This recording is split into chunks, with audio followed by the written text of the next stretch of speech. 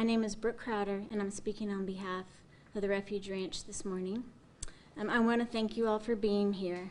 We want to do all that we can to ensure that the public understands the situation, and we appreciate your role in accurately reporting the facts. First, let me give you a brief history of the Refuge Ranch. This organization was created out of a desire to protect and provide refuge and healing for young women who are survivors of sex trafficking. From a single conversation in 2013 until we opened our doors in 2018, we have been committed to the health and well-being of these vulnerable young women. And thanks to the generosity of countless donors and guidance of state agencies like the Department of Family Protective Services, we broke new ground in the treatment and care of young women who have been victimized. In our history, we have helped more than 70 girls. Earlier this year, 2 crises emerged that we dealt with quickly and in full cooperation with law enforcement and state regulators.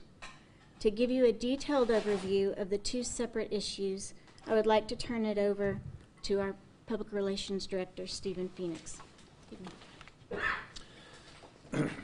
Thank you all for coming out, and in respect to your time and for everyone's. We will be doing a Q&A at the end of this, so if you could hold your questions until then. My name is Stephen Phoenix, and I'm the Director of Communications for the Refuge, or DMST. As Brooke indicated, we're here to lay out the details of 2 separate incidents that were discovered earlier this year, including our response and the current status of both cases. It is important to understand that we are committed to maximum transparency, and we are bound by both privacy law and the fact that these incidents we're discussing are both subject to ongoing investigations and by law enforcement and state regulators. As I said, there are 2 different events in the rush to get this out to the public and through the press. We all have been mashing together separate investigations. So I want to clear that up. At the end of this, I will be providing you all with a full backgrounder. So we're going to have a chronology of events. It'll also have all our policies and procedures, our background checking policies, and all the training that the Refuge staff goes through before they even come aboard. Like I said, there was 2 events. There was an exploitation event, and there was also a flight event. One of the things you're seeing in these reports is that there has been an arrest made, and there was an arrest made in the flight event, which is separate from the exploitation event. As of this morning, Bastrop County Sheriff has not made an arrest yet in that exploitation event. And we're hoping that we've been urging them all along and cooperating all along with them to make sure that they continue that investigation. As regards to the timeline, like I said, I'll be providing all that to all of you at the end of this meeting. But do know that on January 24th, a resident of the Refuge Ranch expressed to us that she had thought some of her items had been stolen.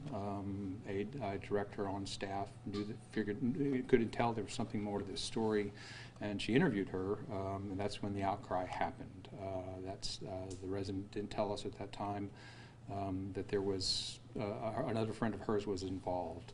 Upon hearing that, the director immediately reported that to our president, and we immediately made a call to Bastrop County Sheriffs and the Texas DFPS. So we have been, like I said, we've been cooperating with them all along. That was the 24th. On the 25th is when Bastrop County Sheriffs and DFPS showed up, and we've been working with them ever since. That is, again, all in this timeline, which I hope to share with you. Then the flight event, though, is a bit more. I mean, both incidents are sensitive because it deals with traumatized youth who have been, we have to protect their confidentiality. The flight event is a little more trickier, and we will not be able to discuss much of that. But what I can tell you is that we had a girl in our care who was a federal witness, and because of her fears about the upcoming trial, she did leave the refuge.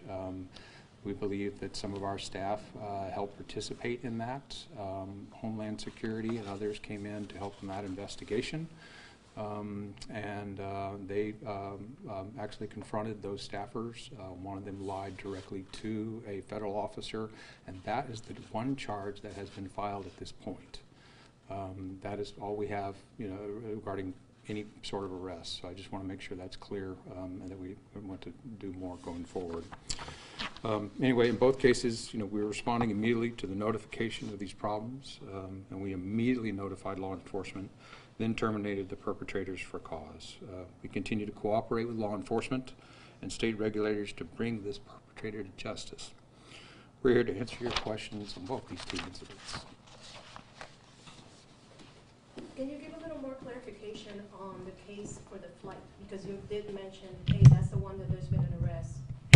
What about the narrative can you share? Was this a female or male employee that helped this young girl in your care to escape? Female, and again, for her safety, she is involved in a very serious trial, and that's why she's in the federal program. So there's very little I can offer on that. I would, if for further comment, I would suggest going to the FBI on that. They'll be able to give you what comment they are able to give. Can you say how many employees were involved with that flight? There were 3 employees that were involved with that, and they've all been terminated immediately. How quickly after their termination were they removed from active status with the Refuge? How immediately? Immediately. Immediately. We found state records that show that there were inspections and investigations in the past with regard to how quickly terminated employees were inactivated. Can you speak to those past compliance history with the Refuge, with DFPS and HHSC? I'm not sure what things you're referring to. All I can tell you is that we take the safety and well-being of our girls very seriously. Our staff goes through all the required background checks by state and federal standards. You'll see in later information that they go through extensive training and extensive oversight within the first few months of their training. So if ever we find out that there is an incident of question, staff, with due diligence, but in fairness to them, but immediately they are terminated. So I don't know what you're referring to, but I can tell you that has always been our policy. So the staffer who was fired, that was a woman that helped one of the girls in your care leave the facility because she was concerned about the upcoming trial? Actually, in both instances, all the staff were fired. For the exploitation example, we fired the obvious perpetrator on that immediately. There were other concerns that some of her family members might be involved in that as well. But Bastrop County Sheriff cleared all 3 of them, and they remained on staff at that time. I believe one of those, So they were cleared in early January and they remained on staff until when? Until the run incident, and then they were in question, investigated, and immediately terminated. So was the court document when it said that several intake received, okay, so they received 8 intakes, all alleging human trafficking, and then they discovered several additional staff still employed at the operation. That was, those were the employees that were cleared. I believe so. Okay. Was just one employee involved with the exploitation? Yes. Yes, and that is the employee that is currently under investigation with the Bastrop Sheriff, and again, there has been no arrest. Is there a girl that's in danger right now? Has she been recovered or found? Or yes. The flight, yeah, the flight, absolutely. She is in federal yes. custody now, or not custody is the wrong word. She's in federal care right now. Yes. So when did the flight incident occur? I haven't included that in my timeline. Do you aware of the approximate date on that? I'm not, but I believe it was in early February, and I don't know the exact date. Again, questions around that incident, really, we want to be very careful because this is a very sensitive case for this child. And so while we're going to do all we can to be as transparent with you and give you all the facts and keep you up to date as much as we can, there's some things that we don't want to jeopardize her safety. And so facts sometimes can be jeopardizing. So that's why we're not trying to be evasive. Sure. So how many staffers have been fired in total in connection with these 2 events? My understanding in connection with these two events, there are 4 that have been fired. Okay, so what was the number that was being talked about in the hearing yesterday about, it was either 7 or 9 that were involved? That is, again, mashing together several investigations there. Those other investigations are, I don't know other way to put this, a nuisance campaign put on by disgruntled ex-employees. Really, what happens is that we're not sure why they came up with 7, frankly, but I think it was because the 2 issues were being conflated. They were being mashed together, and we did look into different staff that could potentially be involved, and so perhaps that's where some of those numbers came from, because some staff we weren't sure of, so they were being investigated by DFPS as well. So it's your position that there's no connection between these 2 events, they're completely separate? Or is the overlap between staff involved in one with the other at all? That is a good question. Like I said, Bastrop County Sheriff cleared them, and we did as well. I think we'll find out more, as DFPS, law enforcement, and now Texas Rangers look into this. When something like this happens, what is your chain of command as far as alerting the next level of law enforcement? Like, do you go straight to the sheriff, or do you go to DFPS? Like, how does that work? Immediately to Department of Family Protective Services. By law and by our regulations, through our licensing commitment, we immediately, when there's an incident on our property, we are required to report it to DFPS. We have required every incident since we opened in 2018. And I think if you look at our track record, we actually have a very strong track record since 2018. Yes, these 2 events happened this year. We are devastated that they did, because we take every measure possible to protect the girls in our care, because these girls are worth protecting. They're the most vulnerable in our society. And so for this to have happened, we are heartbroken. We are also grateful that the girls felt safe enough to make an outcry on our property, because I will tell you that these employees had passed all background checks, and we know that perpetrators usually have a history, and so our guess is that perhaps we've put a stop to something. We just know that for this to have happened, we've put new measures in place, because the fact that they were able to infiltrate and get in, even with all of the things that we have in place, we've put in new safety and background checks from third parties above and beyond what state and federal requirements are, so that this will never happen again. What's next for the shelter? Are you guys going to be able to reopen, or are you open? Once everything is cleared, we fully intend to open again. But just because you've covered us before, we've had girls there since 2018. On Wednesday, when DFPS decided, and we agreed with that, because of course they were just inundated with calls. They had no idea what was going on. They did their job. They came and removed our girls, one by one, throughout the day. We didn't know that was going to happen until we woke up that morning. And I will tell you that as every girl left, none of them wanted to leave. They were all weeping. Case managers came. They were doing their job. But as every girl left, we stopped them and we looked them in the eye and we said, we love you and we will never stop fighting for you. And our goal is to get you back here where you belong, because we are a family. We want to continue to take care of you. So, but before that even happened on Wednesday, because these 2 events had happened, we had decided to take a pause for the month of March and evaluate every single aspect of our recruiting and hiring and training process. Again, for the very reason that we never want this to happen again. Was there ever a question before this week of removing the girls sooner, when these investigations were cropping up in January and February? To our knowledge, we had not been told that, but we weren't told that that was going to happen on Wednesday. So that's a question, I think, for other people, that we had not been told anything about that. And DFPS removed the girls, but were all of the girls under DFPS care at that time? Because you guys also take in cases outside. Correct. DFPS. Yeah. One was a private placement, and the other one was from another state. And they're all gone. The What- court documents mention a higher level residential care supervisor who may have been aware of some of these allegations going on. Can you all speak to that? Was it beyond just these 4 staffers that we're talking about? Well, you gotta understand, I mean, that's who the girls reported it to. So she knew immediately and she reported immediately. That's her job. That's why she's on our campus. And so, of course, she didn't know about it ahead of time. The day that it was reported to her, January 24th, that was the day that staff member was terminated, and records will show that is the day that we reported it to the Department of Family Protective Services.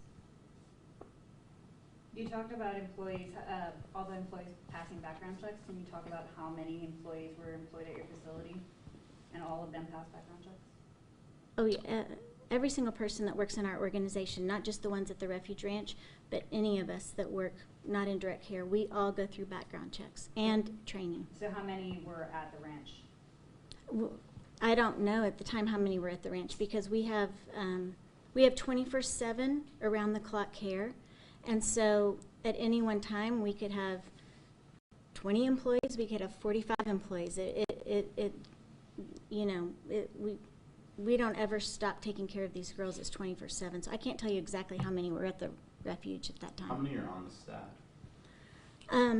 At the Refuge Ranch, I believe right now there are 36, but we'll have to get that exact number to you. What kind of describe to me the girls that are there? Are they young kids? Are they up to 15, 16-year-olds? And what all do they go through as far as is schooling there, that sort of services? Yeah. So the average age that a girl comes to us is between 14 and 15. Usually they've already had severe trauma for years and years and years. Likely when they've been rescued and identified as a trafficking victim and they come to the Refuge, this has been going on for a while because they've been groomed and they've been trafficked and traumatized for many years.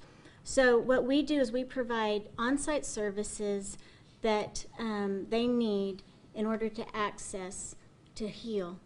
And sometimes they're with us for a month. Very rarely is it just a month.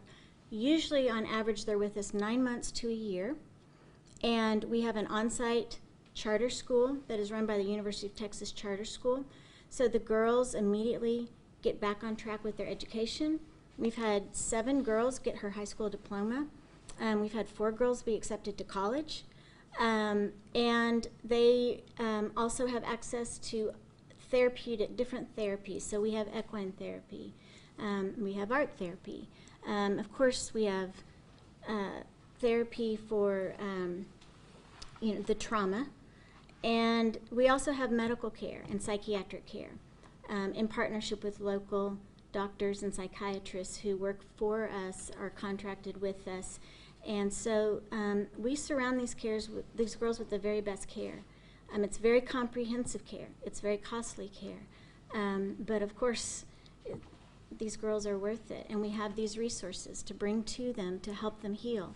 So that's what we do at the Refuge Ranch. Girls walk in our door scared, afraid. Sometimes it takes 3 to 4 months for them to start to feel safe, but they start to feel safe. That's why when the girls were being pulled out of our property on Wednesday, they were crying, saying, "Don't take me from my family. I finally feel safe." These are things that they were saying.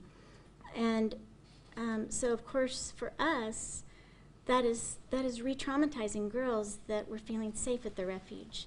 I don't think girls that live with us are in harm. I will say, though, that this incident, of course, has just made us so heartbroken and so aware that there are people, even in a place like the Refuge that is safe and secure, that can infiltrate with evil intent. And so we're doing all we can to make sure that that never happens again. So I'm a little bit turned around just by the description of the timeline here, and maybe you'll clear it up when we take a look at the document. But I've got the court filing here. So this says there was an intake from January 24th saying a current Refuge employee contacted intake saying there were 2 youth and that a former employee had sold nude pictures of them to procure drugs and alcohol and provided that to them. That is what was reported to you guys at that time. That's what you're referring to? The exploitation? Yes. So this was of 2 youth in your care. Correct. Yeah, and Okay. some reports have said like 7 and 9, just like there's only, Two. So that was the initial incident, and then it says from the 6 weeks on from there,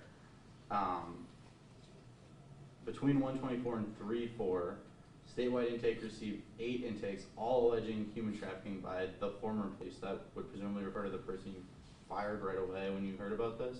Well, that's a good question. We're not sure. It could have been the one that we fired that day.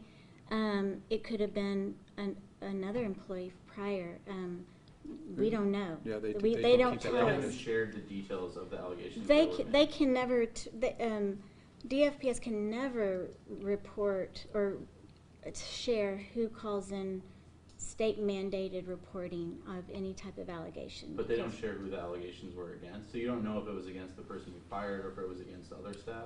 I believe the court under Justice Jack, that she's going to be asking for all of that today. I mean, she was mandated, I can't speak for her office at all, but I believe she's requested all that, and I believe that will come out in their official documents. And then just to clear one last thing up, this says, DFPS learned the operations residential care director, who had heretofore appeared cooperative throughout the investigation, now appeared to have prior knowledge of the alleged sexual abuse. You're saying you don't think that's accurate? Absolutely not.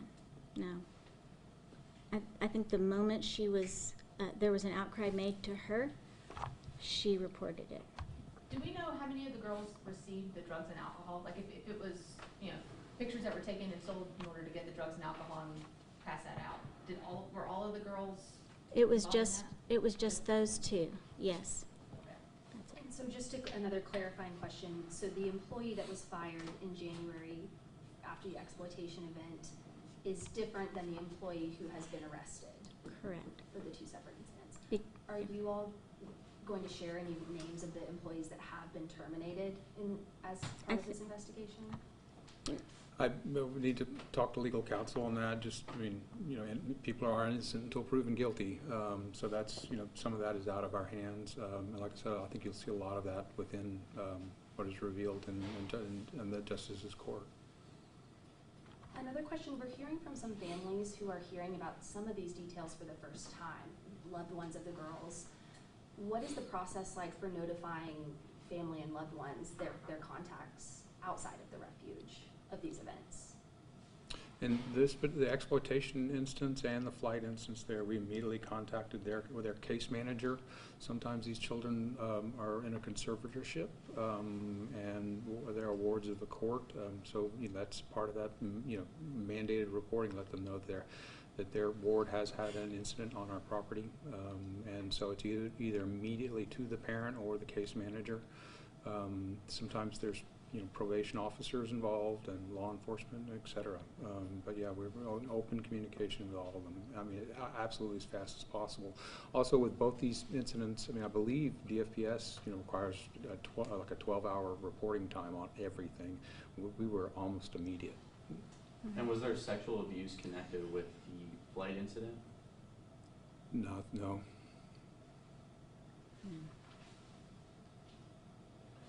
Gotcha. So we do have a lot of work ahead of us. I promise you all we were going to cooperate with everything y'all need on this, and you all have my email and phone number, and any follow-up questions you have, I will get to you ASAP. We do like to wrap this up so we can get to work. I do have a concluding statement from Brooke, and then we'd like to adjourn. Yeah. Oh, actually, hold it. One more. Do I have one more question? I know someone might have a vital one. Are these girls in foster care right now? It's a mixture. Well, you mean after they left us? Yeah. Yes. Yeah. Well, it depends. You We- don't know? We don't know because the case managers didn't know when they were picking them up. So our goal, though, is to keep track of them as much as possible. And our hope is that when we get past this and we have investigations done, that when we open back up, they'll be able to come back to the refuge and continue their care. So many were doing just so remarkably well. So, we remain committed to first taking all the necessary steps to comply with the investigators, to help them find out what they need to know, to work with law enforcement, and make sure that we have the internal controls necessary so that this never happens again. But I really want to thank you all for being here, because frankly, these stories need to be told. I mean, right now we have thousands of kids in our state and thousands more across our country that are being trafficked every single day. And so we've only taken care of 70 girls to date. There's so many children that need places like the Refuge to operate and to care for them. And we all have a part to play in that. And so by bringing light to this, you have opportunity to tell the story of these most vulnerable kids in our care. And together with regulators, with legislators, with law enforcement, our organization and other organizations like ours, the much needed help that these kids need, we can do that. We can do that together. So I want to thank you all for coming and helping get the story out there. I just wanted you all to know that we are committed to the transparency of this whole process. We'll continue to keep you informed as we can under legal guidelines and structures, and